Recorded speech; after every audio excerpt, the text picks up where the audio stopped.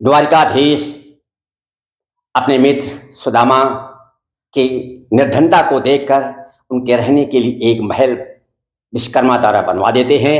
लेकिन तत्वज्ञानी ब्राह्मण सुदामा को वो महल स्वीकार नहीं था। आइए सुनिए इन शब्दों में। विप्र थे तत्व ज्ञानी ब्राह्मण, विप्र थे तत्व ज्ञानी ब्राह्मण, उपकृत महल स्वीकार नहीं, उपकृत महल स्वीकार नहीं।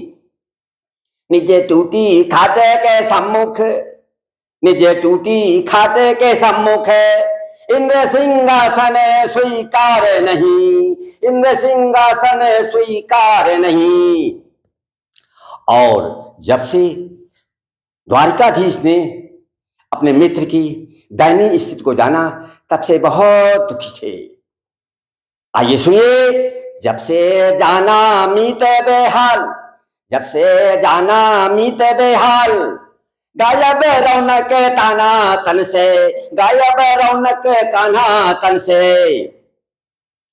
56 भोग अब सीठे लगे, कन्हैया के पास 56 भोग की थाली आती, उसे उसकी ओर ध्यान ही नहीं देते और सुदामा की ओर मन चला जाता।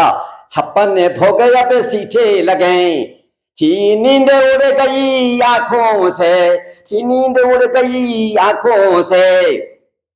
और जब भी थाली भोजन आए, जब भी थाली भोजन आए, कान्हा कहते अभी भूख नहीं, कान्हा कहते अभी भूख नहीं। सत्यभामा खड़ी थी कर जोरी, सत्यभामा कह रही थी हे नाथ भोजन कर लीजिए, लेकिन नहीं, सत्यभामा खड़ी थी कर जोरे। नाथ कई दिनों से खाया नहीं, नाथ कई दिनों से खाया नहीं। 56 भोग थाली देखे, 56 भोग थाली देखे, मीत की याद आने लगे। सुदामा की याद आने लगती कि हमारे मित्र भूखे होंगे, ये 56 भोग हमें स्वीकार नहीं है। मीत की याद आने लगे, मीत हमारे बिन भोजन, मीत हमारे बिन भोजन। सोचे कर अश्रु बहने लगे, सोचे के अश्रु बहने लगे। बहु भाते कीने बिनती भामा, बहु भाते कीने बिनती भामा।